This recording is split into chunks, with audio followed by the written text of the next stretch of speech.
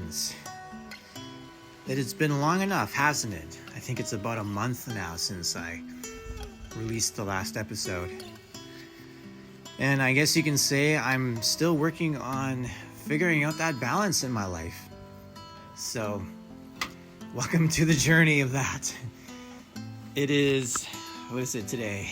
What is it even? February the 9th, 2025. It's a Sunday. And I carved out some time to record this intro to an episode I wanted to share with you all from July of this past year. And I'm not recording it on my fancy microphone today because all I have with me is my phone, so this is going to have to do.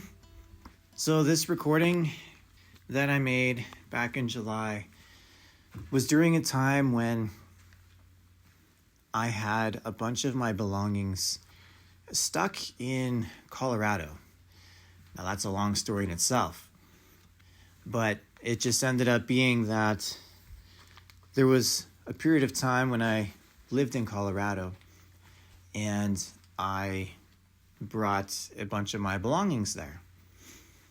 And due to the experience I had later on after bringing those things there, where I got detained and then sent out of the country, well, my things were left there. So I had to figure out a way to get them back. A way that didn't involve me going there. And they're in a pretty remote area of Colorado, so hiring a moving truck or just getting some person to bring them closer to Canada, well, there were a lot of variables and a lot of uncertainties, and it was just a very difficult period of time. I wasn't sure who I could trust to deliver things. I didn't know what to do. So those are some of the things I'm reflecting on in the beginning of this episode. And then later on in the episode, I go into the conversation about pride, ego. I talk about looking outside of myself rather than looking within. Just to summarize that piece of the conversation. And it ties into some of the recent messages that I've been receiving from many different places. And that is about taking radical ownership or taking extreme ownership in our lives. And realizing that as much as we want someone to come and save us and pull us out of the water, even if we got to grab onto that life preserver or that life raft, we still got to grab onto it. We still got to do at least that much. In other words, we have a part to play in all of this. We can't just sit by and suffer and hoping that someone's going to come and pull us out of the mess that we're in. I mean, sure, that might happen sometimes, but is that sustainable? Really, I think the lesson is learn how to take ownership of your own life. And in doing so, that's where the wisdom is gained, where the habits are formed, where the awareness is received of how to not have that happen again or happen less often. And so I talk about that, and then I talk about generational work and consciously dealing with family patterns. And one of those patterns that I'm alluding to in the stories that I share is that of being a victim, having a victim mentality and just kind of letting life happen, letting things happen to you, not realizing that you have a choice in the matter, that you have a say. And then I talk about boundaries. Again, not violating that inner knowing. I talk about cleaning things up. I talk about chaos. Essentially how, yes, it's important to clean things up. but then to develop a way of life that sustains that. Because inevitably,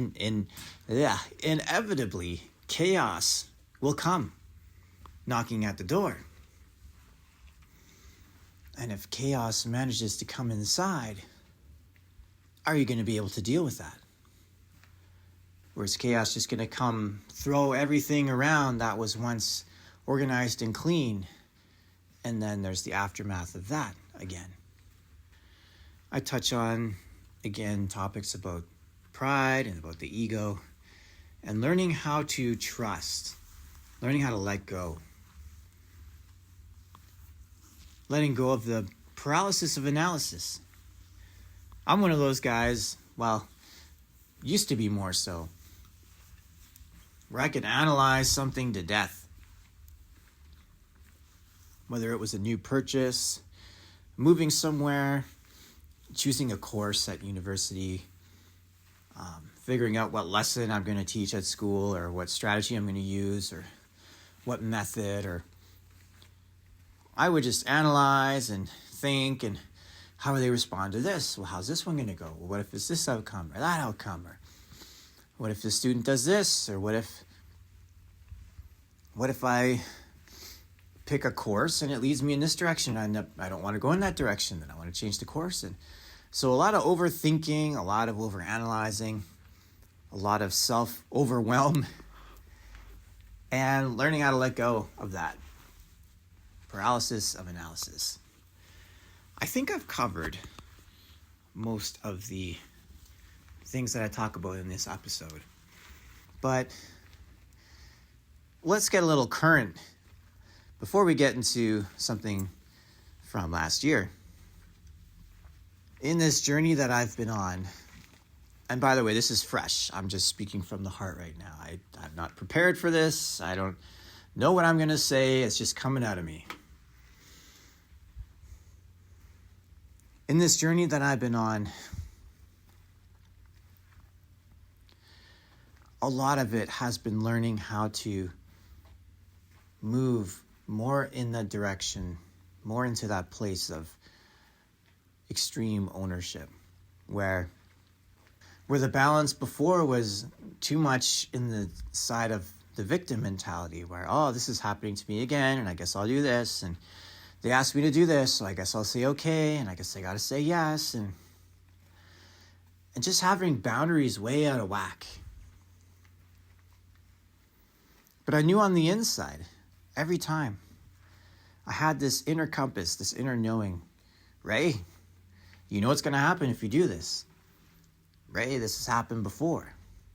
You get burned out, you get worn down, you're low on energy, you withdraw, you isolate, and then you're really no good to anybody, especially yourself. You can't even enjoy life. Which brings me to another theme that I've reflected on in the past year, and that is how something in me has seemed to constantly sabotage my enjoyment of life, where I perhaps subconsciously permit things to happen in my life that disallows me the opportunity to enjoy life. And maybe that comes from a deeper place of thinking, well, I don't deserve it. Someone else deserves it more than I do. I'll just make the sacrifice and do the kind thing and allow someone else to experience the joy of life because I can handle the suffering. I know I can. I've handled the pain and discomfort for a long time already. And I think one of the messages to me in the last while has been, Ray, it's time for you to enjoy life for once.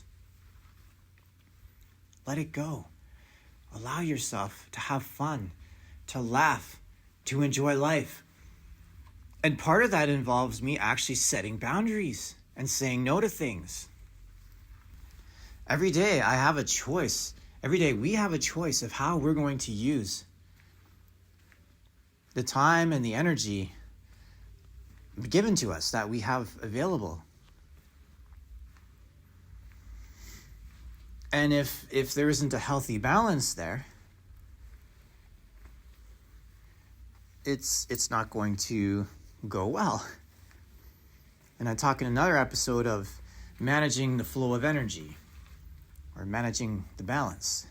There has to be a healthy inflow as well as an outflow. And you can't just keep trying to give out what you don't even have to give. Actually, in this book I've been reading, and I just finished it. I love these books by John Eldredge. They're written for me, honestly.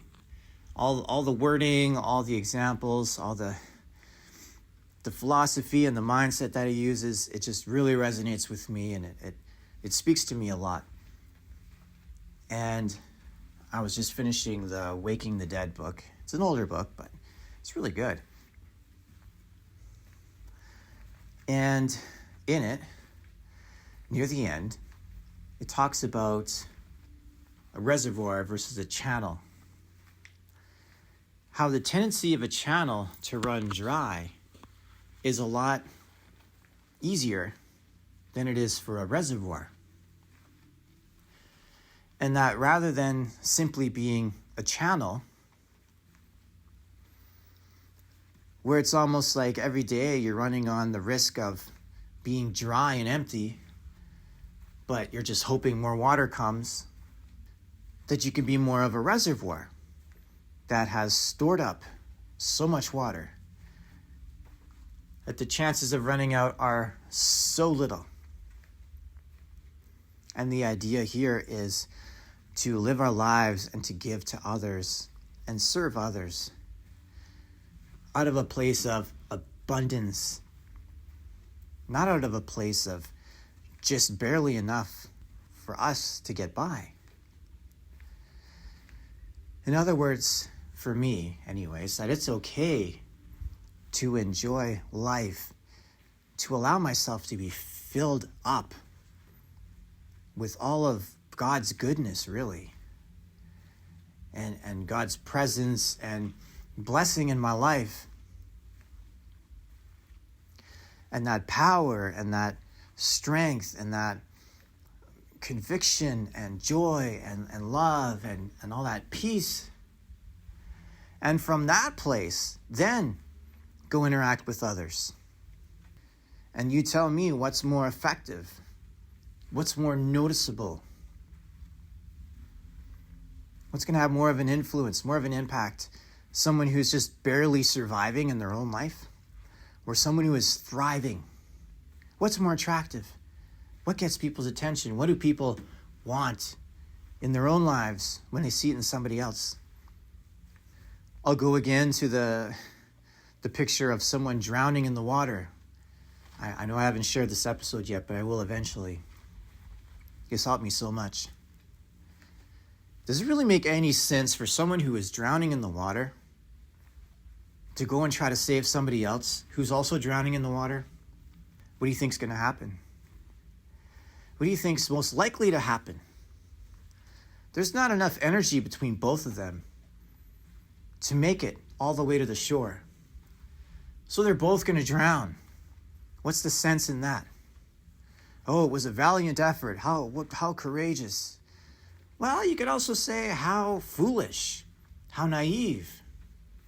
Better to go to the shore, get your strength back, refresh, and then learn how to swim, maybe if you need to learn how to swim, and then go out and help the person who will still be there drowning in the water, because this is a different kind of drowning. This is drowning in life, not drowning where you're actually in the water.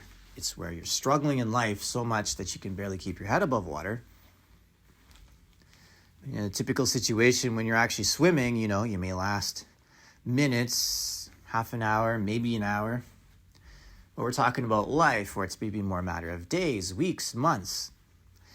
That's a decent amount of time to get yourself into a good place so that you can possibly help this person who's drowning, that you're aware of is drowning, or that you can find help for them. Tell them their location. Hey, they're out in this part of the water. That's where I came from. You can take your boat there. I'm sure they're still there. Maybe. They might still be there if someone else hasn't pulled them out of the water yet. You can find them there.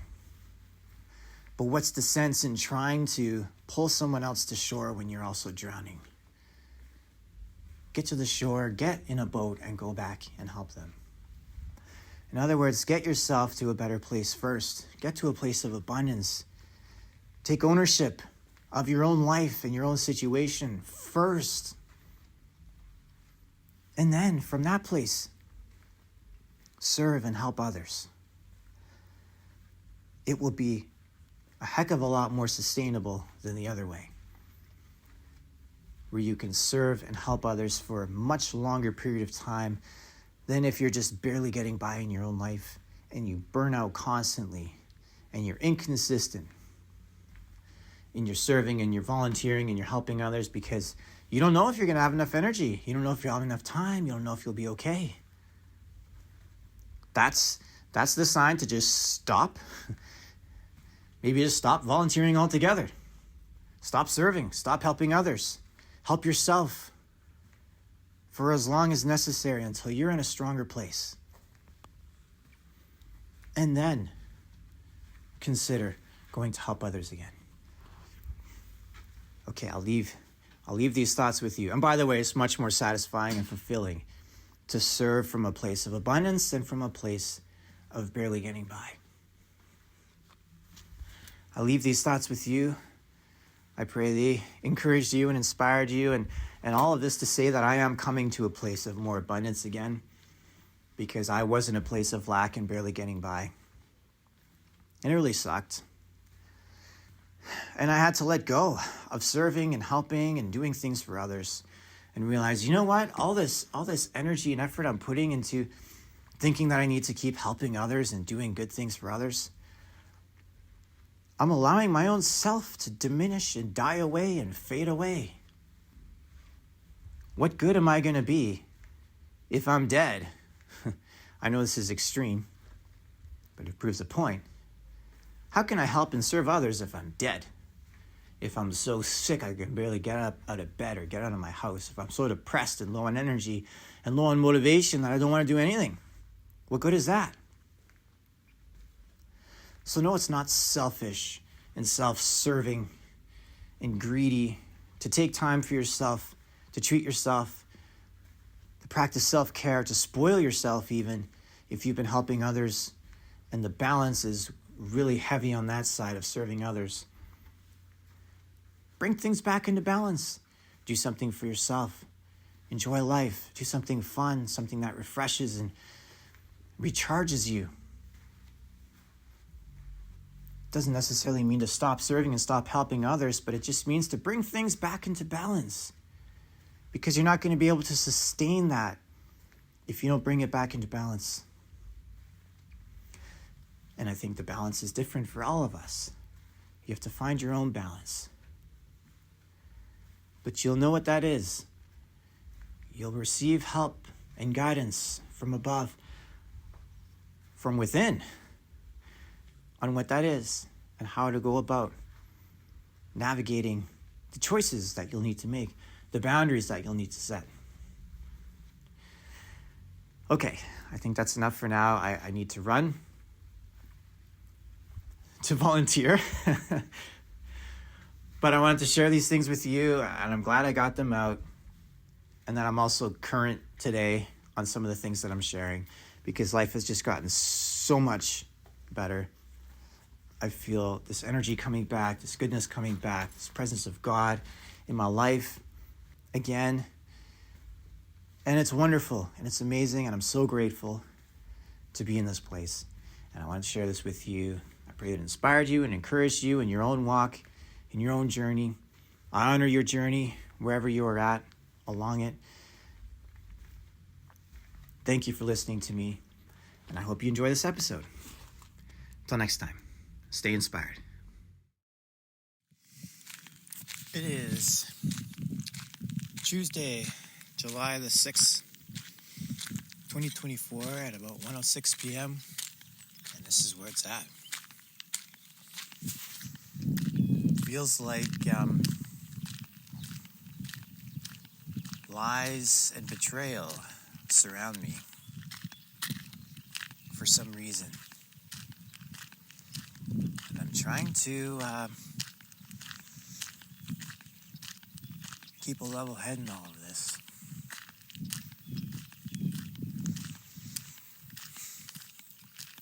The most current thing is trying to figure out how to get my valuables, some of my important things, from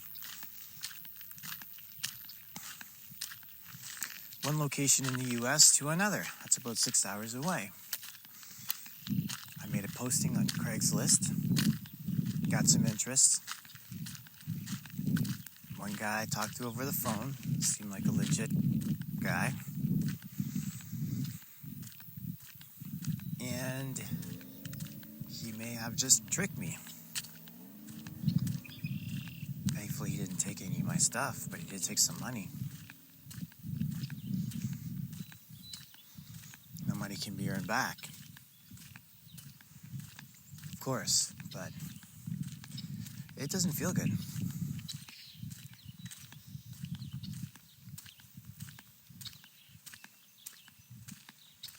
It doesn't feel good to be taken advantage of.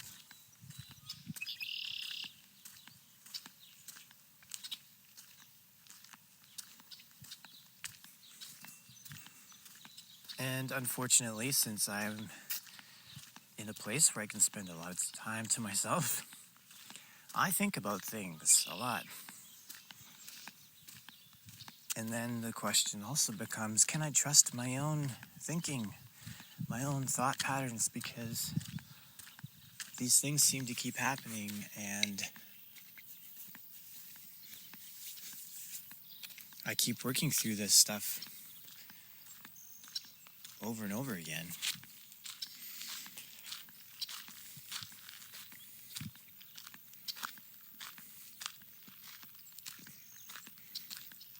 I guess ever since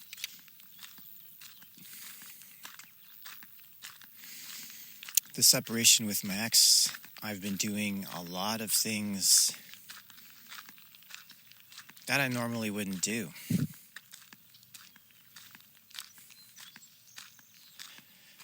The end result in my life being a lot of chaos and confusion, frustration,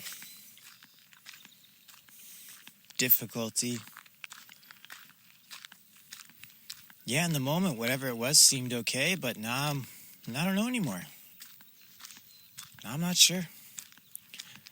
I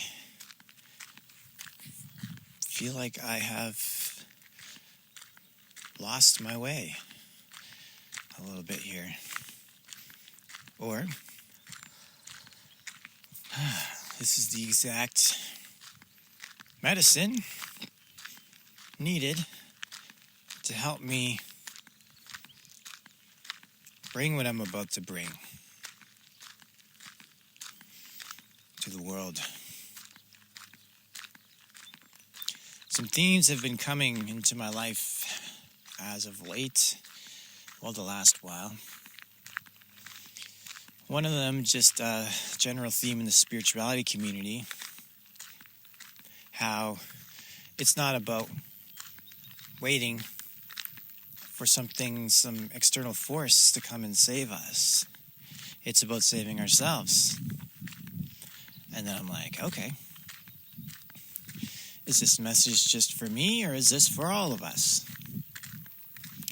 And then according to comments yesterday, she is telling me there is no collective. It's all you. It's a one-player game.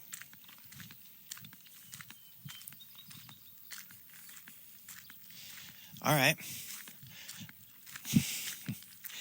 I still think there are those that come alongside us to help us for a multiplayer game, which also exists. which could also potentially be mirroring the reality of things. But a multiplayer game where I suppose I am the leader. And that could be shifted in my life, the leadership role. Saving myself. And there seems to be a theme of my looking to others in my life to save me, whatever situation I'm in. And in particular, women to save me. From what? What are the women saving me from? Good question. What do I feel is not there in my life that these women can save me and help me? Well, again, according to my perhaps newly realized ex, somewhere in my childhood, I was not receiving a feminine love, and so I did not feel safe. And maybe there was a situation where I felt threatened or scared, and I wanted mom to come to the rescue and help and save and share the love with me. But that perhaps there was a strong moment like that where that didn't happen. That's one possibility. The other is through watching the behavior of my mother and father and seeing my mother rescue my father many times. Rescue him from self-pity, self-focused thinking,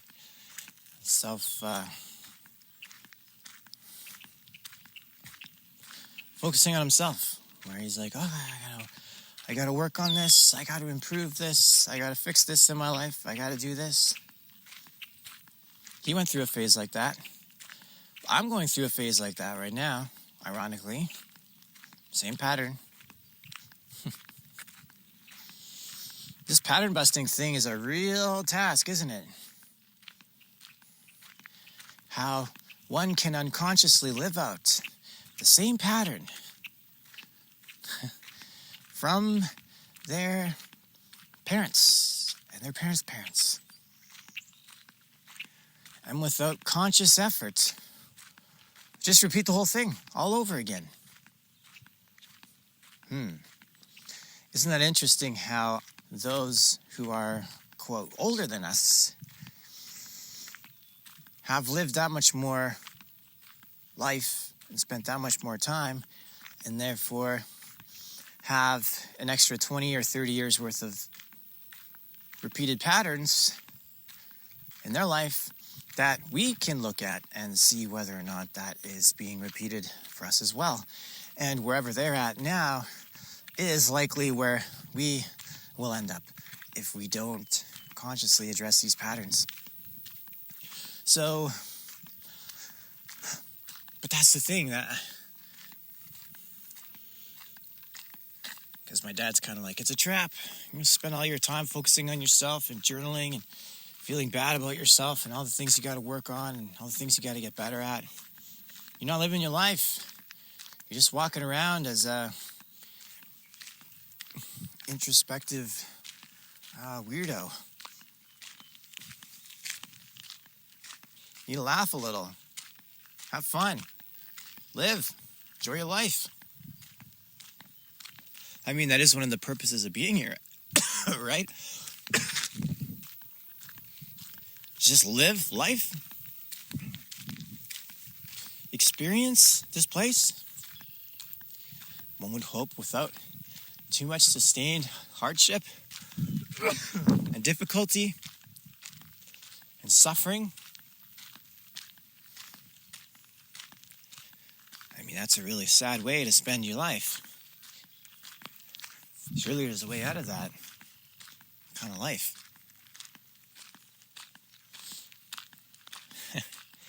And growing up as a Christian, this is also where I have now been confronted with a lot of other ways of seeing things, where surely there must be a way. Oh, Jesus. And then all these other teachings that have been received, it's like, well, actually, the way is within. And I think we're all saying the same thing anyway, which is kind of funny. It's no sense in arguing the point. Really, the way is this: love. The way is love.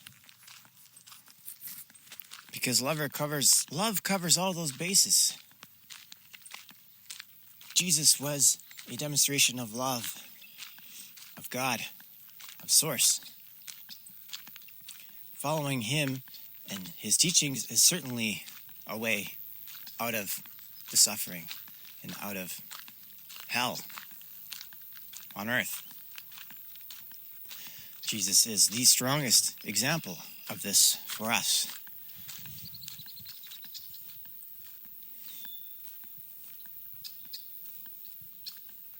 So for Jesus to say, "I am the way," is actually quite well spoken.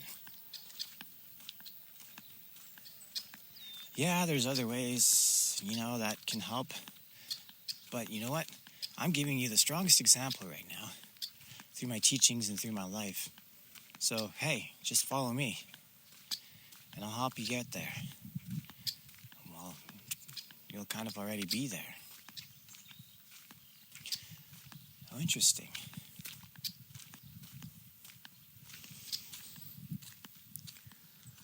But in letting go, in following that way, there is a saving of ourselves involved in this way.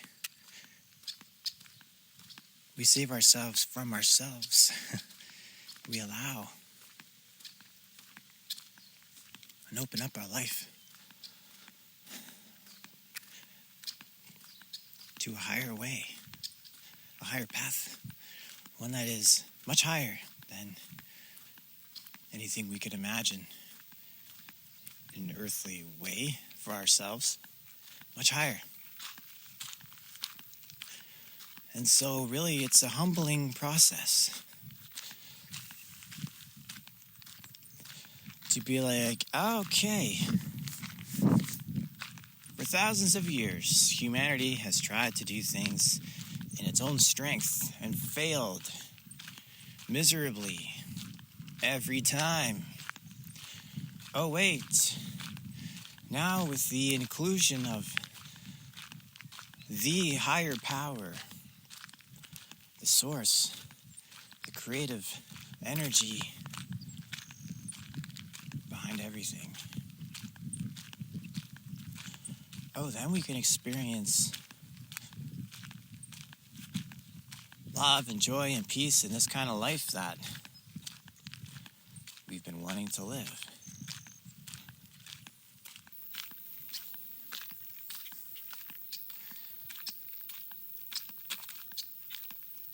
So it would appear that I've looked to my wife of 16 years to save me from whatever. Then I looked to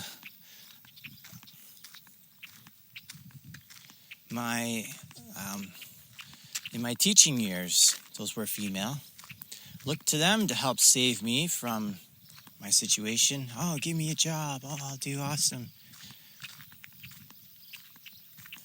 Then I looked to the female, again, boss in Costa Rica that was helping me with photography work, for her to help save me.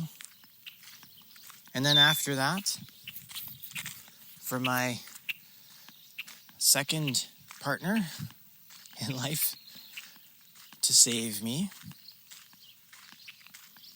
Save me from what? From what?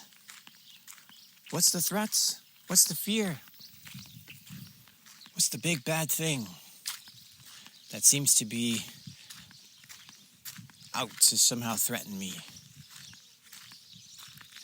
The big bad thing that the woman has to come in and help me. What was it that happened earlier in my life? And maybe it's because when I saw the treatment of my father to my brother at a young age, I won't give any details, and the corresponding action of my mother,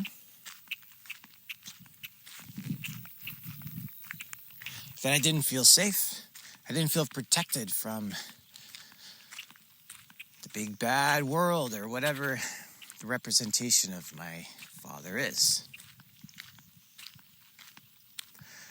And then for the longest time, I had an image of God as a God of judgment and punishment. And to this day, my earthly father still has moments where he's like, well, shouldn't do that, and should do it this way, and just kind of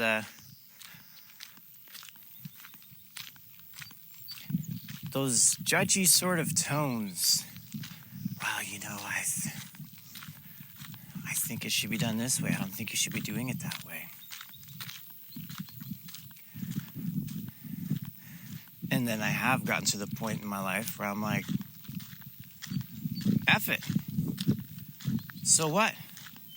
What if I do it this way? What's the worst that could happen? At least I will have developed the inner strength and confidence to take whatever this action is and experience whatever the consequences are and have that underneath me rather than cower or follow the rules, so much so that I feel trapped. There's the feeling of being trapped again. Gotta follow the rules. Gotta follow the guidelines.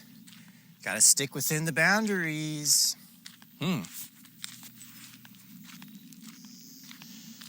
But wait, isn't that a big issue you've had in your life? Is open boundaries? A lack of boundaries? So maybe you've seen boundaries as a bad thing in life, causing you to not really have them for yourself. And what has happened is you have been violated, raped. You left your door open during the night, and people have been taking advantage of you over and over and over again. But I thought having an open door policy was a good thing. My door's always open. Come by whenever you want.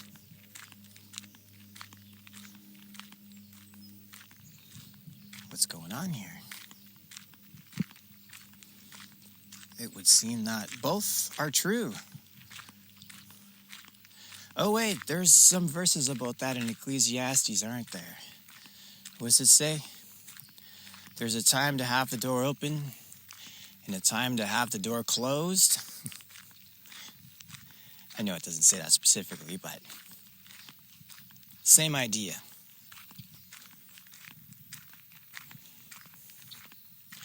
There's a time to open up your boundary and a time to close it. I suppose what I've been learning is the wisdom of when to do which. And right now I opened up the boundary to this random person from the US who may have taken advantage of me and violated me. What's the wisdom there? Make it harder to get past your boundaries. Make them work for it. Earn your trust. And or, if you have any feeling at all that something isn't right, that it does not feel okay, then don't do it. It's that simple. Don't violate that. Don't violate that inner feeling, that inner knowing. Because if you do, things will start to fall apart. I know this full well. It's been happening for me.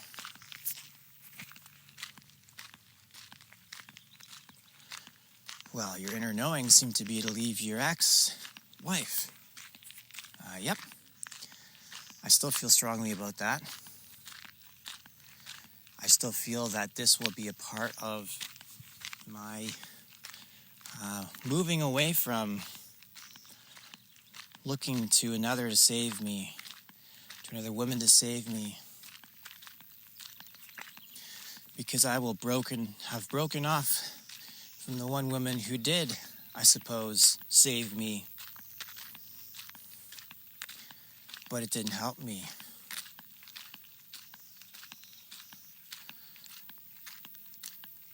Rise up myself. But being with her did help me come to this realization of what I needed to do for me. And much of my life has been focused on others, serving others, helping others. Oh, if I have the energy, if I have the money, yeah, sure, I'll help. Yeah. Meanwhile, allowing myself to not be helped, to wither away. That's been the pattern.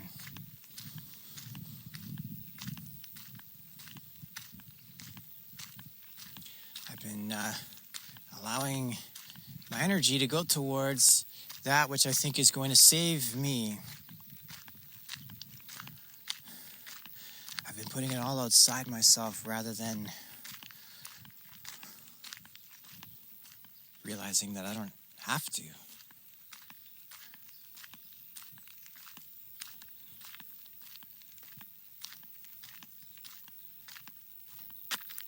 That's not about me saving others, it's about me allowing myself to be saved. And the wisdom surrounding that.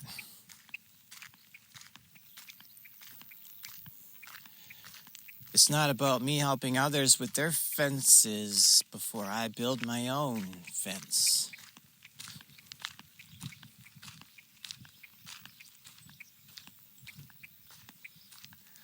First, I build my own fence, then I help them with theirs. First, I get my boundaries in order, my life organized and in check. Then I can help others.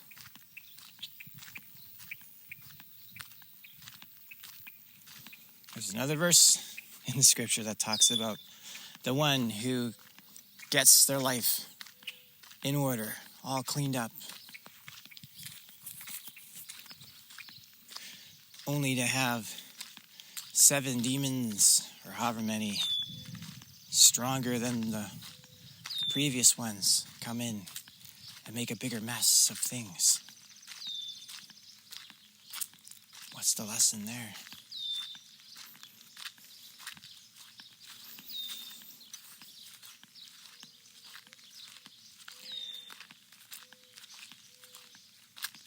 Cleaning up the life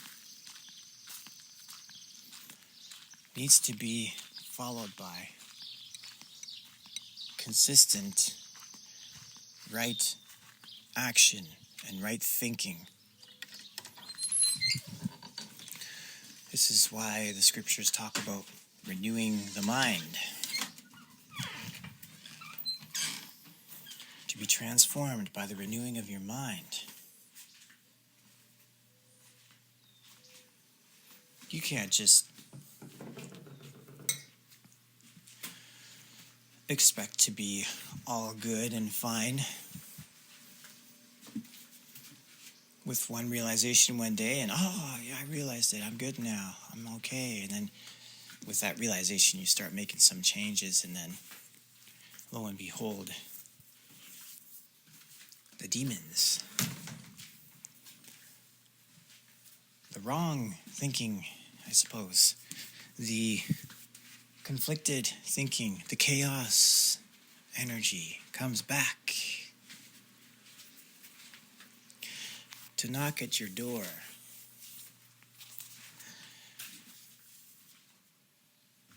And if you open that door,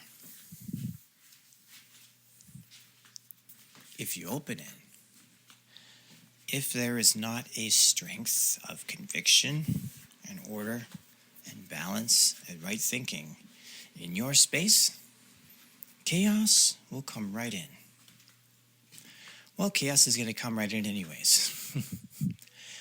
But your strength and your ability from the renewing of your mind, from the practice of your convictions, right thinking, and right acting,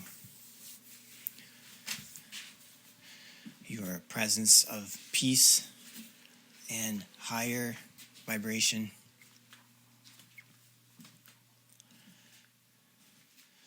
will either repel that chaos, so that the chaos cannot exist there because it doesn't resonate, because it doesn't fit, doesn't match, or it will absorb it into itself.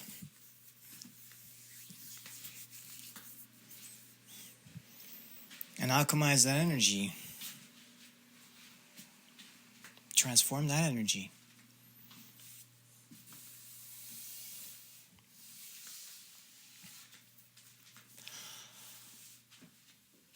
Right? This makes sense. Think of a support group. You got a support group, let's say for men. Strong support group, strong men.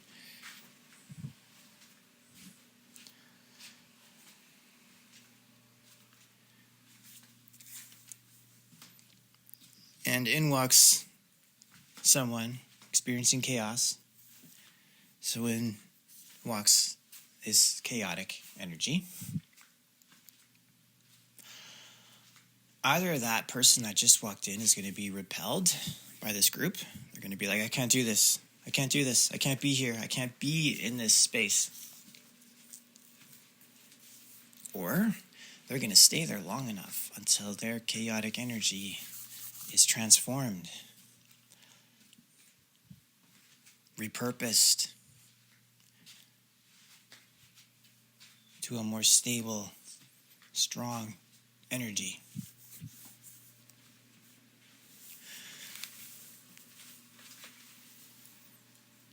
I'm getting to the point right now where almost everything has gotten cleaned up in my life. Almost everything. What good would it be for me to have everything cleaned up?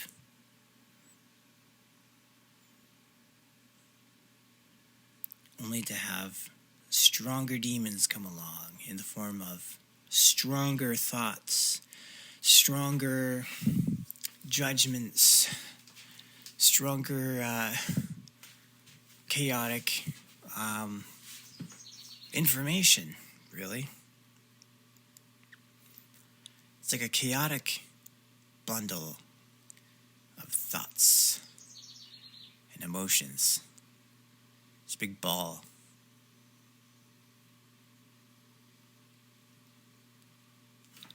Bigger than the last one. Because, as I said in an earlier talk, it recognizes the energy of stability and strength and order, right? So it comes along to create this order.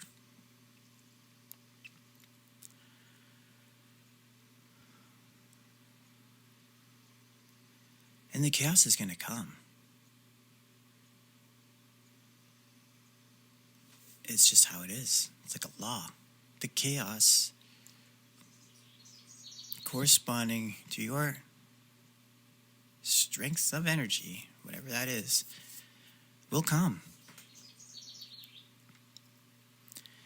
And if you were a really strong person, everybody else looked at you and they're like, they're good, they're strong, they're stable, no problems, they'll be fine. What does it say? Let the prideful be cautious. The pride comes before a fall. The greater the pride, the greater the fall. Where does pride come from? I don't need help. I can do this myself. I don't need God. I don't need a higher power. I'm good. Edging God out. Ego, that's pride. Chaotic energy sees that and goes, yeah. Let's F around with this one. See where this goes. The greater the ego, when chaos comes, the greater the crash. The greater everything falls to pieces.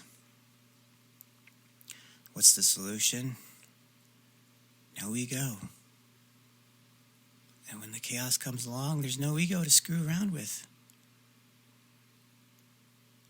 Because you don't live your life by the ego.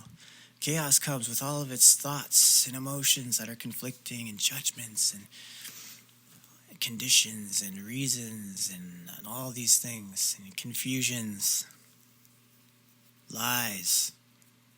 The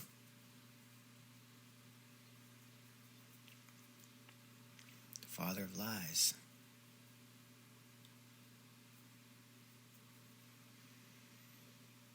And if you have ego in your life, it will infect you. And things will start to fall apart. If you don't have ego in your life, or rather, you are depending on a higher power to help you, to be with you, to fill your space, then the chaos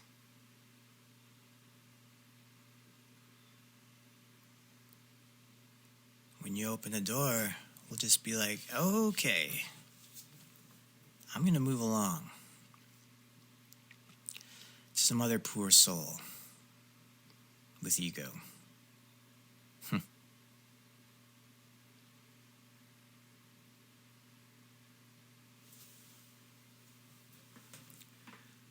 So this must mean that there's ego somewhere in me. Yeah. I can see how I've been, as much as I like to think that I'm relying and depending on God, I've been edging out God because I've been doing things in my own strength, in my own effort. And look what's happened.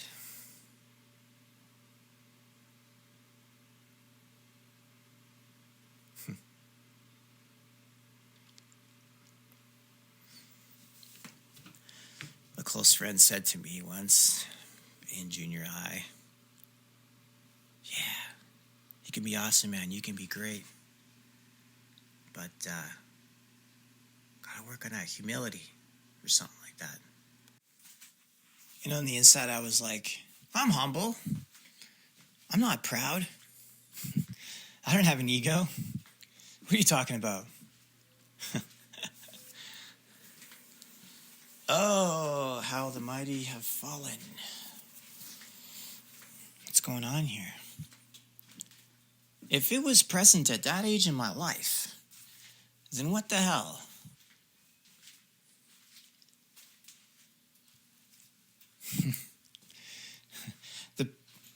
the aftermath, or the experiences, I guess, and events following that moment, even though I had that piece of awareness from him, and by the way, he's doing great in his life, doing successful, great family, awesome kids. There is much strength in that family. And here I am, with a life that's been falling apart. What's going on here? I'm like the chillest, calmest, God-loving person I know. Oh, really? Really? God protects those who run to and trust in God. I'll just say him and or her, because God doesn't really have a sex, as far as I'm understanding.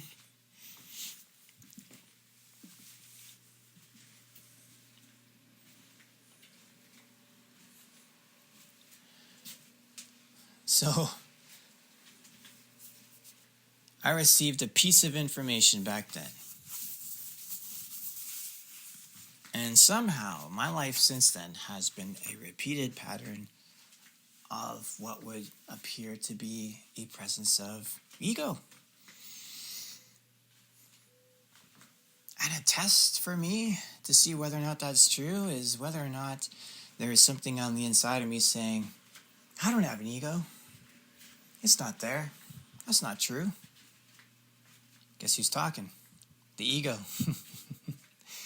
Only the ego can say that. And if you hear the voice, then that's your answer right there. And I hate to say it, but if you hear that voice, then perhaps you've been listening to it for quite a while now. But I thought it was my intuition. Well, maybe it was sometimes. When you were using that intuition, were you trusting in a higher power, or were you trusting in yourself? Were you trusting in your own logic, in your own reasoning, or were you trusting in Source and Source's direction? In other words, were you trusting in your little will, or were you trusting in a grander will? Ouch.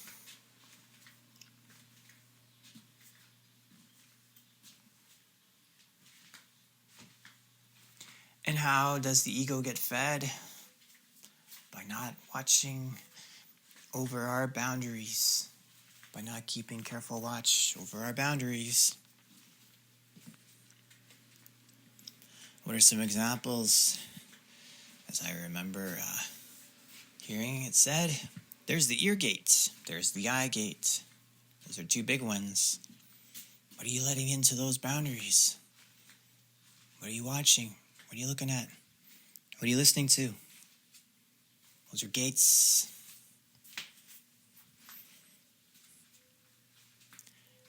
And if you're not in a good place, and if you have any presence of ego in you, and if you are not fully 100% relying on Source, a higher power,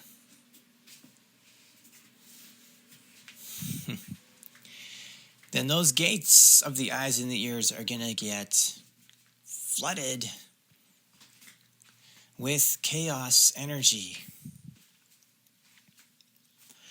And if you're not ready for that, and especially if you have presence of ego in your life, oh, I can do it, oh, I'll be fine, oh, I'll get there.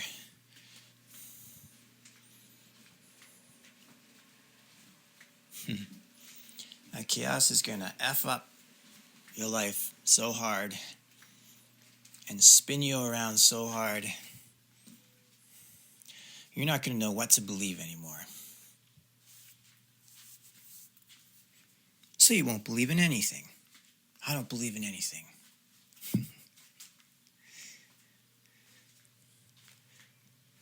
Well, as I've also heard said, not believing in anything is a belief. You believe that you don't believe in anything.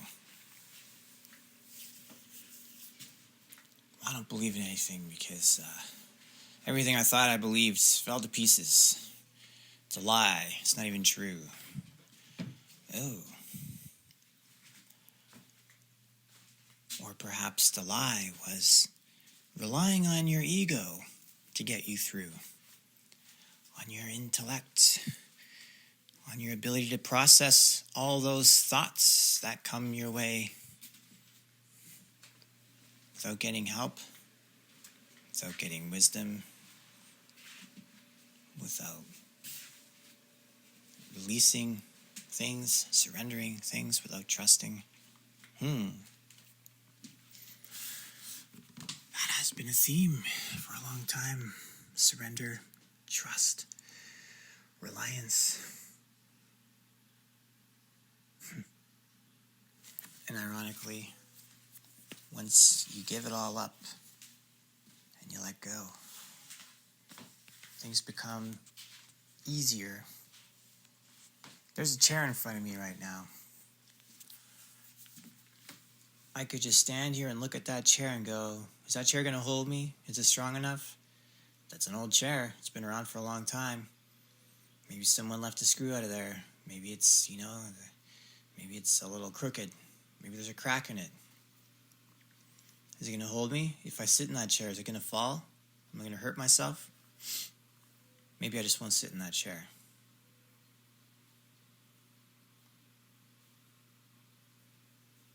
What's that the language of? Doubt. Where's that coming from? Ego.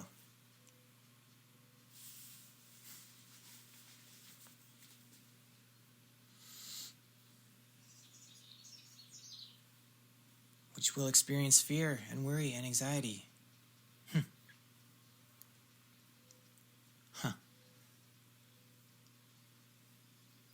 Or I could just go, hey, you know what? I trust that chair is going to hold me. That looks like a good chair. I'm going to trust that it would be okay. And I'm going to sit on it and be like, oh, it's a good chair. It's okay. See the difference there?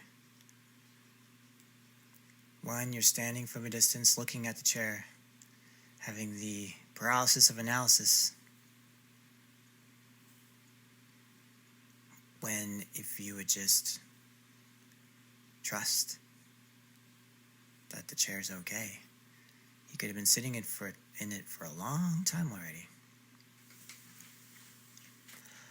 What's the lesson here?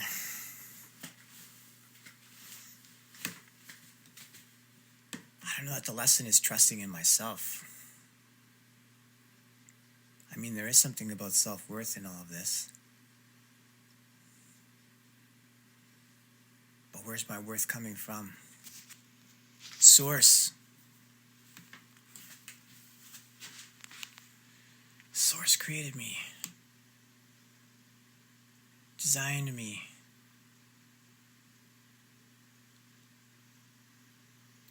Made it so that I could be here on this earth. That alone gives me incredible worth.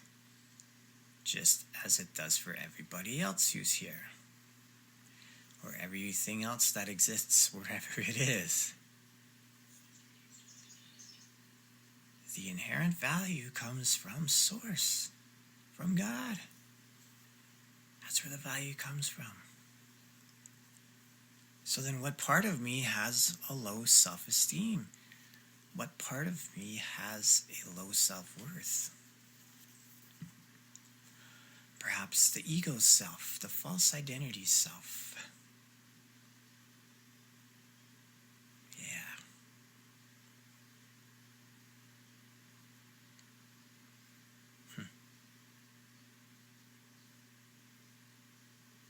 So it's about letting go, surrendering, trusting.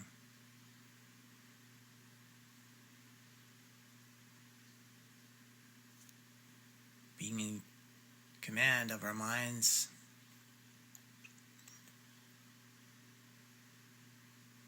of our gates,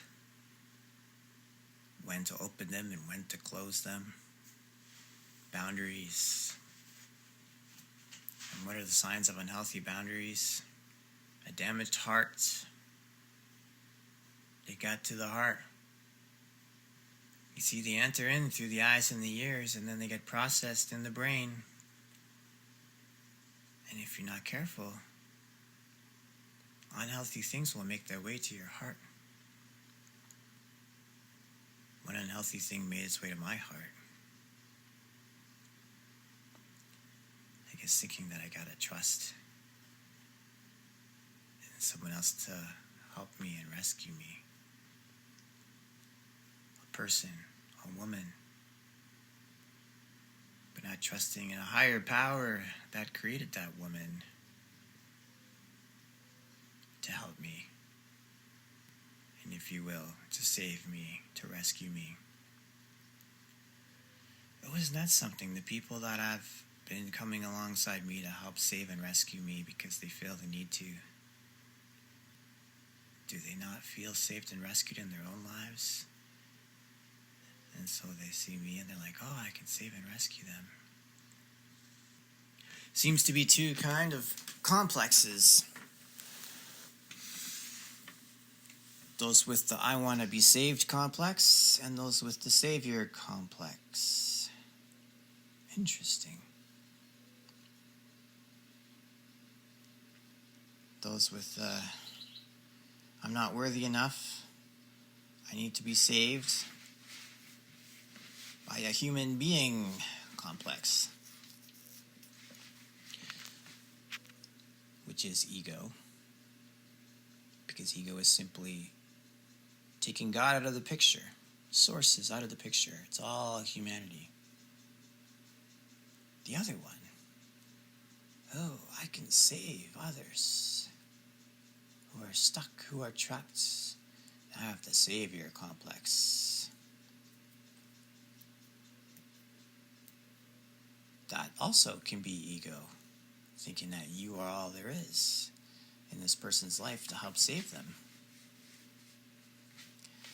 Meanwhile, that expectation does not need to be there for us to think we need to be saved by a person, for us to think that we can save others in our own power. For those who think they can save others in their own power, you will wear out.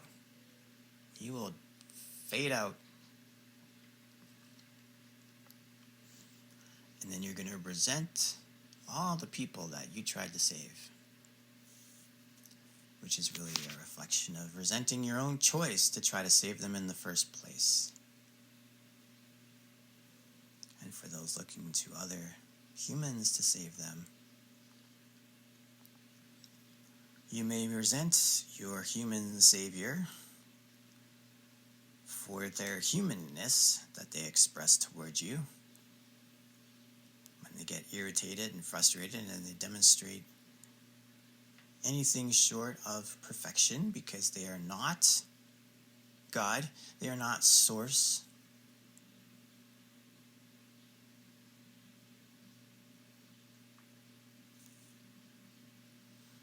Unless you're a perfect human being, when you are on this earth, you will display human tendencies. And so this resentment being put towards this human savior is really a resentment put towards the self again for thinking that it could find salvation through a person. And by salvation, I don't mean eternal salvation. I mean just saving from whatever it is in life, whatever situation, whatever the hard thing is.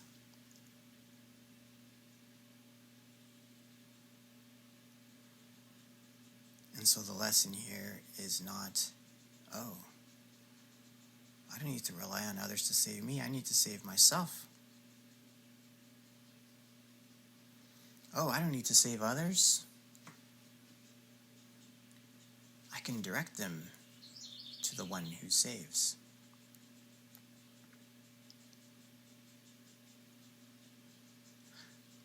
The second one was more accurate than the first one, to saving myself.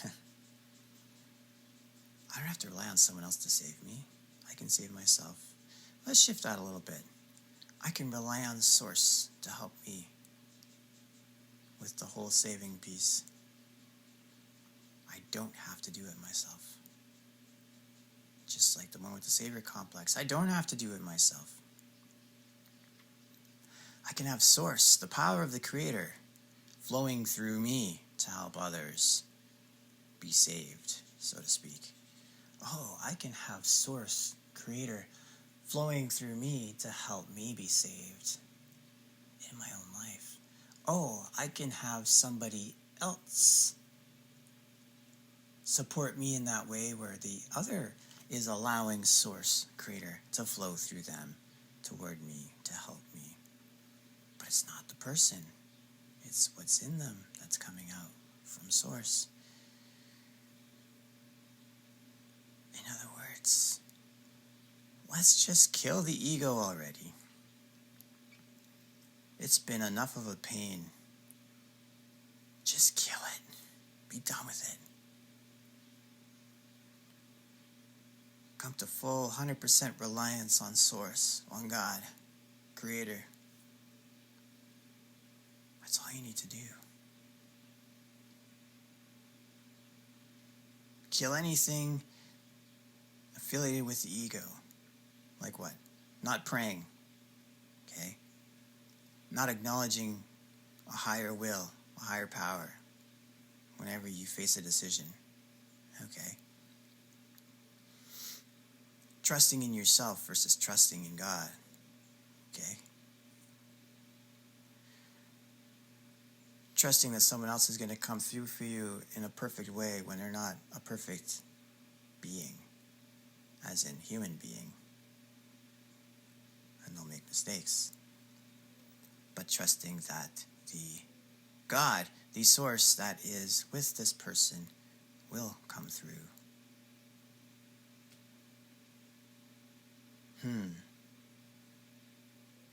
And what is it that led to a bit of a crash in your lives?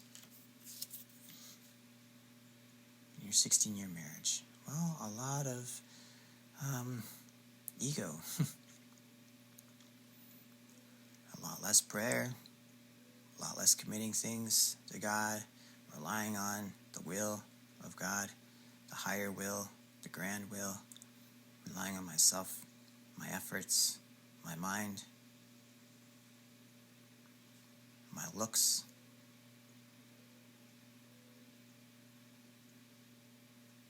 The way I am with people. It's okay to have those things. To be attractive, to have people like you, want to talk with you. But just realize where that came from. Don't allow the ego to take all the credit, or any credit at all.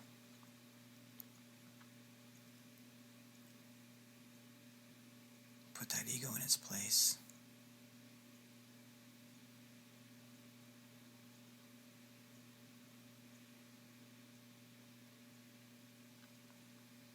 And since the ego is largely ruled by the activities of the mind,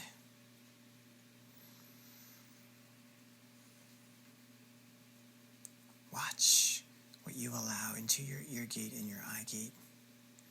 And strengthen your heart and make that the control center of your life, not your mind. Because your mind can be deceived. You can have unconscious behaviors from subliminal messaging you've received throughout your life. Learned behaviors. That all comes from the mind. How the mind processes things. Live from the heart. Have the heart influence the mind.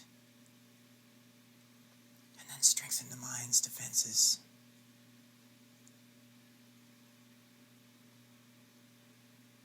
We'll leave it at that. It's powerful stuff for me. Mind your boundaries. Mind your heart. Mind that ego.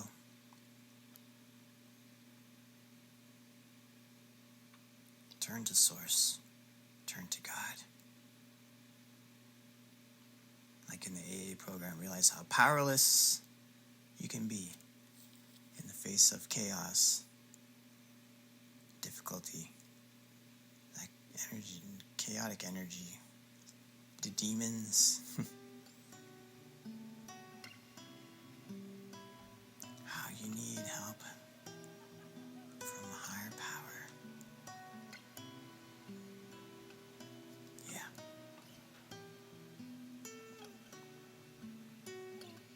That's step 2 of the AA program. Okay, that's it for now. Much love.